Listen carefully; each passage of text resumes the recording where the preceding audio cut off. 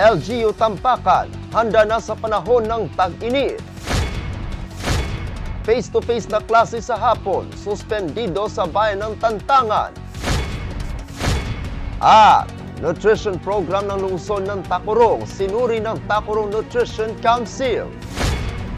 Yan ang ulo ng mga balita sa Soxurgen Headliner.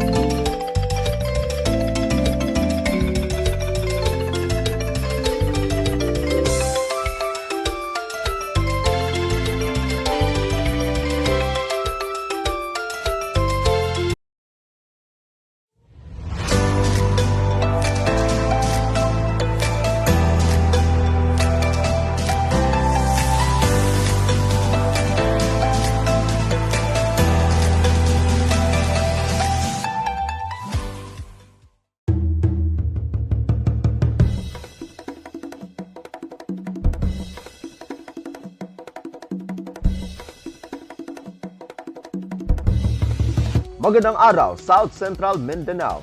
Narito na ang mga pangunahing balita sa Soxurgen Headliners ngayong Abril 2, taon 2024. LGU Tampakan, handa na sa panahon ng tag-init. Narito ang ulat. Handa na ngayong dry season o tag-init ang local government unit o LGU Tampakan. Ito ang tahasang sinabi ni Mayor Leonard T. Escobillo Jr., RN. Inihayag ng alkalde na sa kasalukuyang tinututukan nila ang magiging epekto ng tag-init sa kanilang bayan kung saan sa katunayan, aniya ay kaniyang binibigyang pansin ang tubig na mapagkukunan ng kaniyang kababayan. Aniya, mayroong water truck ang kanilang bayan na siyang magbibigay ng portable water sa mga mamamayan. Ayon sa alkalde na may mga deep well na silang ipinatayo sa iba't ibang barangay at pinasisiguro nito na kung tatagal man ang tag-init, hindi ito maapektuhan o mawalan ng tubig. Nagpapatuloy rin ang mitigation ng kaniyang tanggapan upang maiwasan ng sunog kapareho ng grass fire sa mga bulubunduking bahagi ng Tampakan. Samantala, hinihikayat naman ni Mayor Escobillo ang kaniyang mga kababayan na kung maaari ay iwasan muna ang lumabas kung hindi man lamang kailangan at kung maaari ay palagi ang uminom ng tubig kada oras.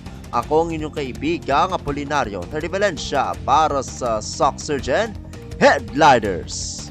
Face-to-face na klase sa hapon, suspendido sa bayan ng Tantangan. Narito ang ulat. Suspendido ang klase tuwing hapon sa bayan ng Tantangan, lalawigan ng South Cotabato simula kahapon, araw ng Lunes, unang araw hanggang ika-15 ng Abril taong kasalukuyan. Base sa Executive Order No. 34 Series of 2024, umaga lamang ang pasok ng mga mag-aaral sa naturang bayan at pagsapit ng hapon ay suspendido na ang face-to-face classes sa loob ng 2 linggo. Ayon sa Facebook post ni Mayor Taimee Gonzales, ang naturang suspension of classes ay dahil sa matinding init ng panahon na nararanasan ngayon sa bayan ng Tantangan. Nagkasundo umano ang Local Government Unit o LGU at ang Department of Education o DepEd Tantangan na ipatupad ang blended at alternative learning modalities sa panahong suspendido ang face-to-face classes tuwing hapon.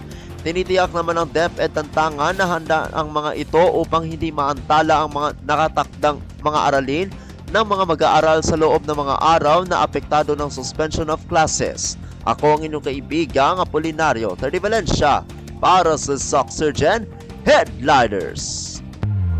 Para sa uling balita, nutrition program ng lungsod ng Tacorong, sinuri ng Tacorong Nutrition Council. Narito ang ulat.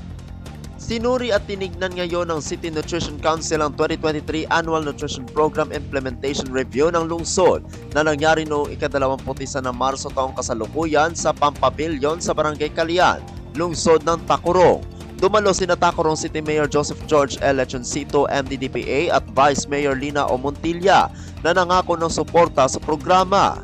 Ipinakita sa aktibidad ang mga update mula sa mga barangay at ang mga nagawa ng City Nutrition, mga nakamit ng mga pagkilala at nagkaroon din ng open forum. Pinangunahan ni National Nutrition Council 12 ang usapan kasama sina Nutrition Officer 2 Micah Angelo C. Tombok, Lucena, RND at PNS President Maria Teresa B. Dayon. Dumalo rin sa aktibidad si City Councilor Harvey P. Legas, Nutrition Action Officer Psyche M. Socaldito at City Health Office Giovanni D. Deles, MD. Nagtapos ang aktibidad sa pamamagitan ng pagbibigay ng parangal at pagkilala na nagbigay ng nakakabukod tanging ambag na pagpapalago ng kalusugan sa lungsod. Ako ang inyong kaibigang Apolinario Terry Valencia para sa Soxurgen Headliners.